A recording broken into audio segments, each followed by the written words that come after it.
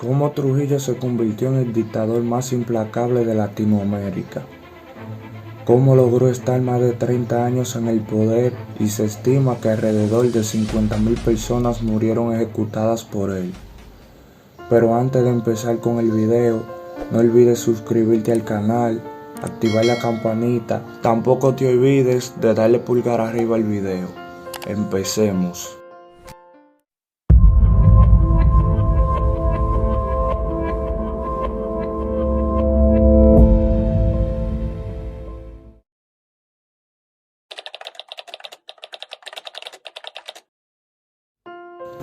Rafael Leonidas Trujillo Molina nació el 24 de octubre de 1891 en la ciudad de San Cristóbal, República Dominicana.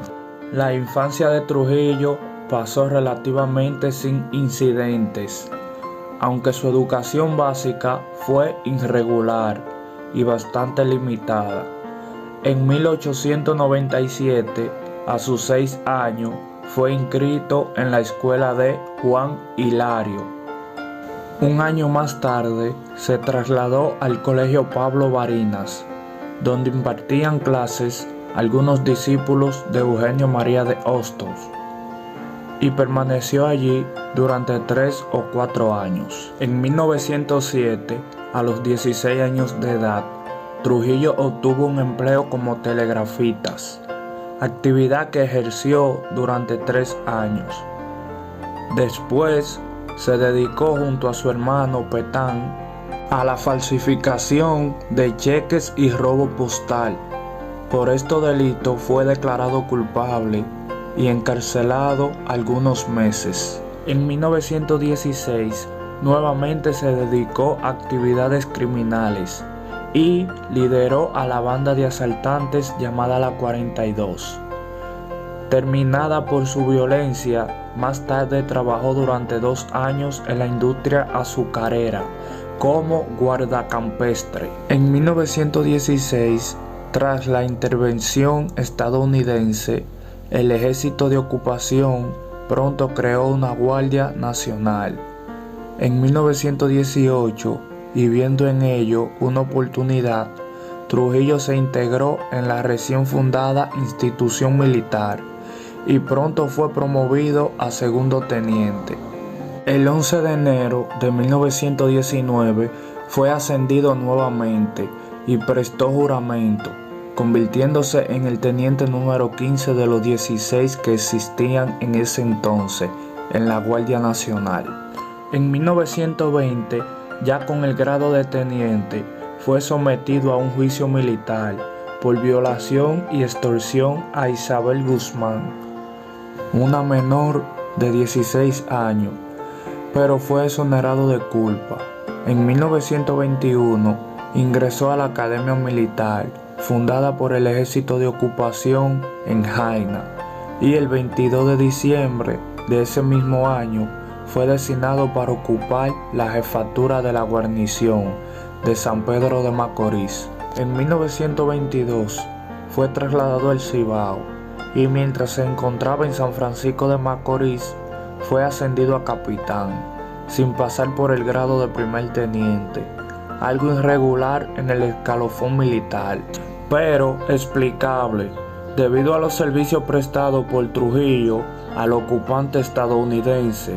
Este ascenso fue acompañado por la reorganización de la Guardia Nacional, la cual más tarde pasó a ser Policía Nacional Dominicana, de la cual ocupó muy poco tiempo después el mando de la compañía. En 1923, ante su nombramiento como inspector del primer distrito militar, participó como estudiante en la Escuela de Oficiales del Departamento del Norte. En esta época, a pesar de su formación militar, comenzaron a manifestarse sus inclinaciones políticas. En su vertiginosa carrera en la milicia, llegó al grado de mayor, y cuando las tropas de Estados Unidos abandonaron el país en 1924, dejaron a Trujillo a cargo. En 1927, Trujillo se integró en la Brigada Nacional institución creada para reemplazar la Guardia Nacional, y ascendió al grado de general. El 3 de septiembre de 1930, a 3 semanas de que Trujillo asumiera el poder, el destructivo huracán Sancenó golpeó Santo Domingo y dejó más de 3.000 muertos. Con el dinero aportado por la Cruz Roja Americana, se reconstruyó la ciudad. En junio de ese mismo año, la oposición se organizó para derrocar a Trujillo, pero todo fue en vano y los promotores terminaron en el exilio. Entre los exiliados se encontraban Martín de Moya, Horacio Vázquez, Ángeles Morales, Federico Velázquez y algunas personas más. En marzo de 1931, el general Desiderios Arias renunció al gabinete de Trujillo, quien, al quedar sin oposición alguna, fortaleció su dictadura. En octubre, Trujillo promulgó la Ley de Emergencias, mediante la cual el Estado Dominicano suspendió el pago por concepto de amortización de la deuda externa con los Estados Unidos. También redujo el gasto público con despidos masivos y reducción de sueldos. Además, disminuyó las importaciones y equilibró la balanza comercial. El Partido Dominicano fue la maquinaria ideológica de soporte del régimen, formado oficialmente el 16 de agosto de 1931. Fue el único partido permitido durante el régimen, salvo contadas y coyunturales excepciones. Mario Fermín Cabral fue el principal auspiciador del partido, que tenía por símbolo una palma. El carnet de miembro del partido se convirtió en el documento obligado para todos los dominicanos mayores de edad y necesario para la mayoría de las actividades cotidianas, como buscar empleo o salir del país ante el riesgo de posibles invasiones por parte de los exiliados políticos. Trujillo realizó un recorrido junto a su Estado Mayor por las diferentes provincias del país, acompañado de militares del Ejército Nacional, el 31 de diciembre de ese mismo año. El 26 de mayo de 1933 fue nombrado Generalísimo de los Ejércitos Nacionales por el Congreso Nacional. En febrero de 1934 se celebró una convención para elegir a Trujillo nuevamente candidato a presidente por el Partido Dominicano. El 16 de mayo de ese mismo año, y sin ninguna oposición política, se celebraron las elecciones nacionales, con Trujillo como único candidato.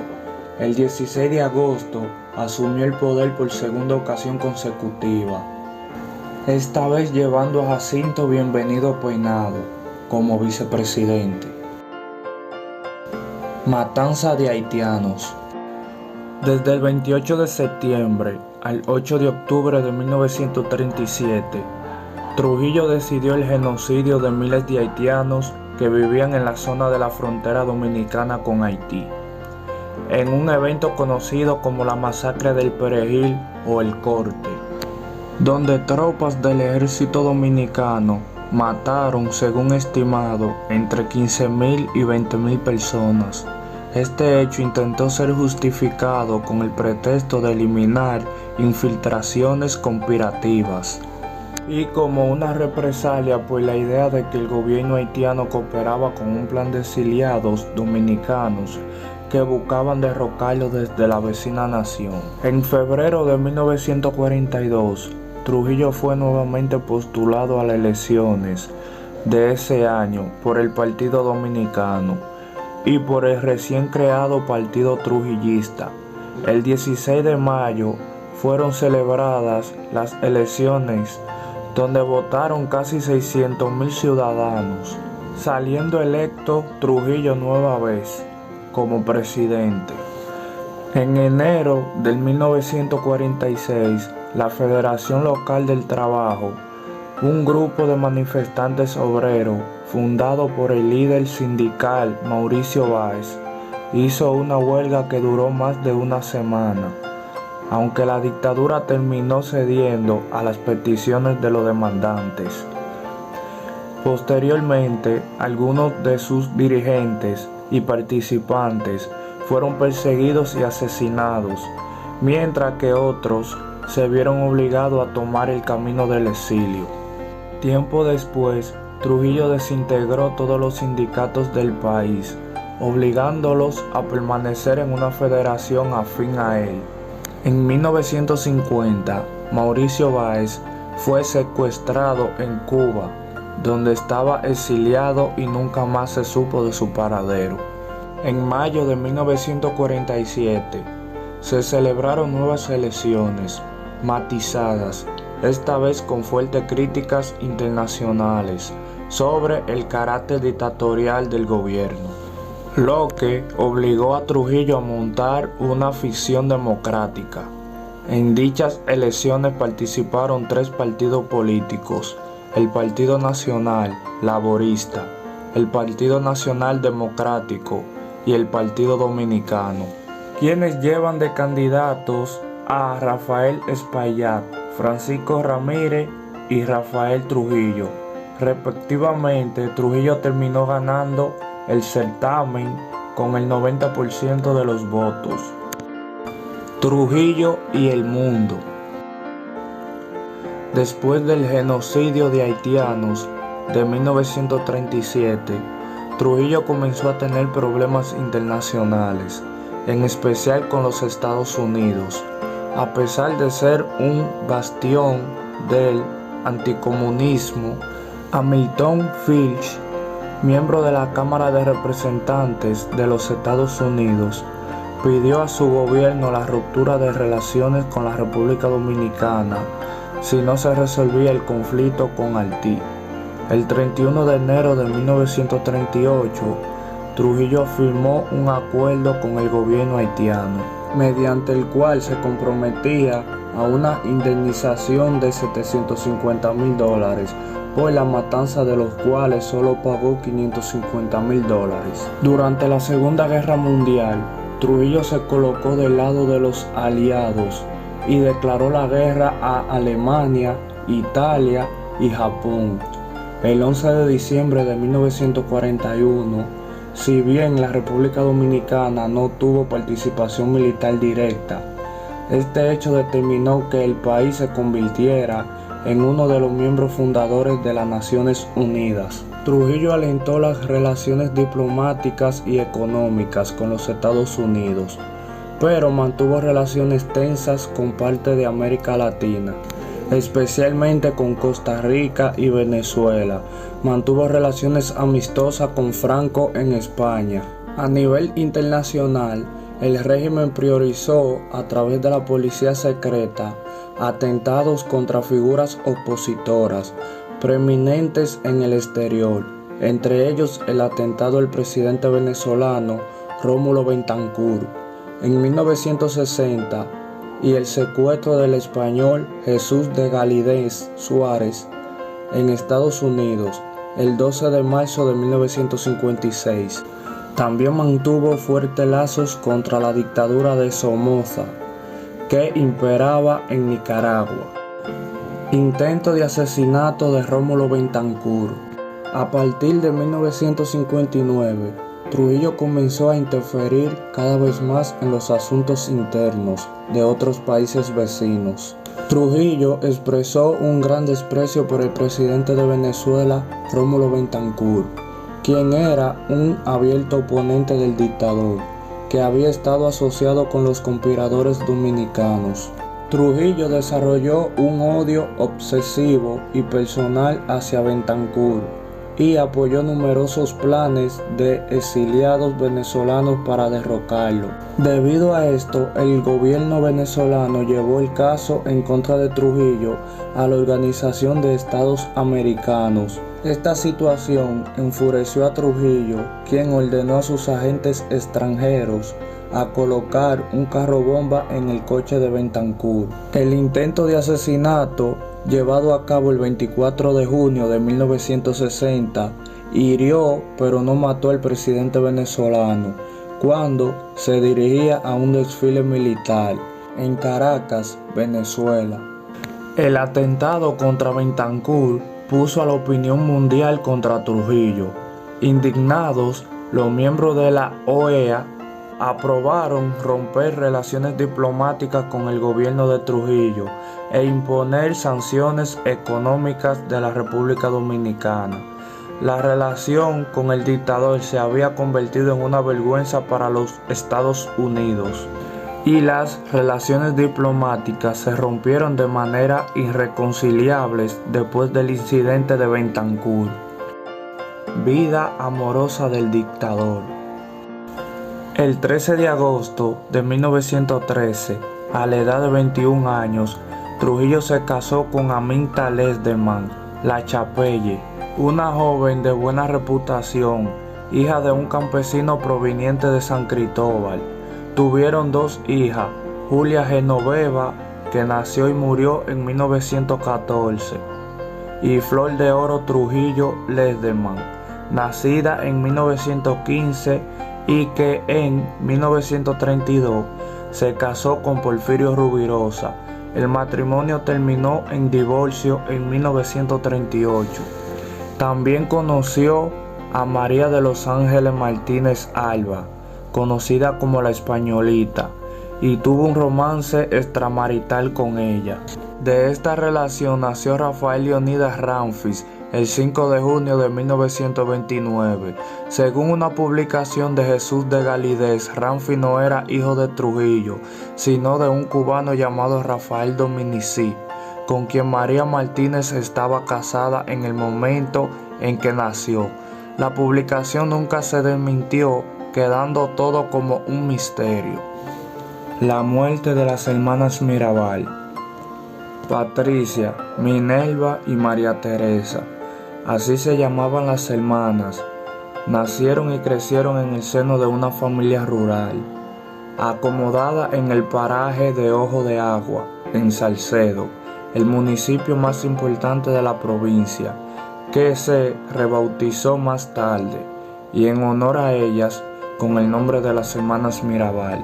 Estas mujeres, que habían mostrado un interés muy temprano por los estudios, dedicaron gran parte de su corta vida a luchar por la libertad política de su país, oponiéndose firmemente a una de las tiranías más opresoras y duras que tenía Latinoamérica, la de Rafael Leonidas Trujillo, conocido también como el Jefe.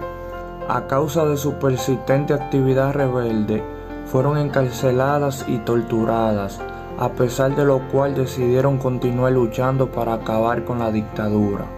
Cuando Trujillo comprobó que la cárcel no era suficiente para detener aquellas actividades clandestinas a las que cada día se iban uniendo más adeptos, decidió acabar con ellas.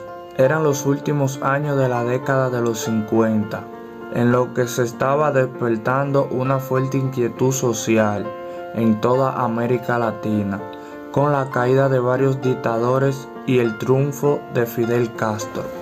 Las hermanas Mirabal habían comentado a sus maridos en una visita a la cárcel donde se encontraban recluidos los rumores que circulaban en Salcedo sobre la posibilidad que sufrieran un accidente, como se denominaba entonces, a la manera que utilizaba el régimen de ordenar la desaparición de un opositor importante, con la supuesta intención de ocultar el crimen.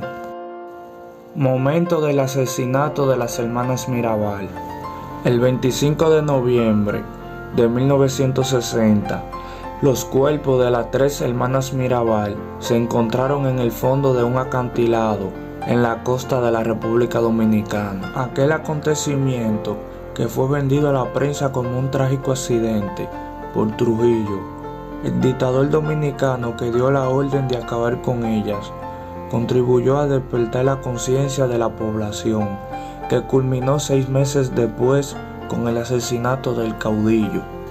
En honor a estas tres hermanas valientes, asesinadas a garrotazos, que se habían convertido en auténticas heroínas de las luchas clandestinas antitrujillistas, Se conmemora cada año en esta fecha el Día Internacional de la No Violencia contra la Mujer, aprobado por la Asamblea General de las Naciones Unidas en diciembre de 1999, a propuesta de la República Dominicana con el apoyo de 60 países. La muerte del dictador.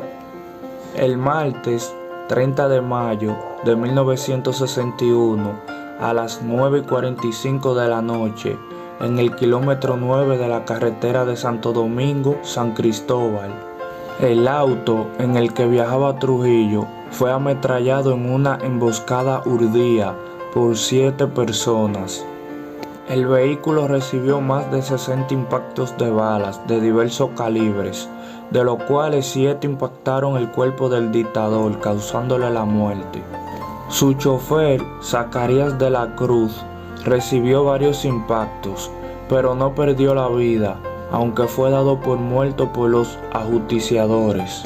La familia de Trujillo trató de huir con el cuerpo del dictador en su yate Angelita, pero no fue posible. Su funeral, realizado el 2 de junio de ese mismo año, fue el de todo un estadista.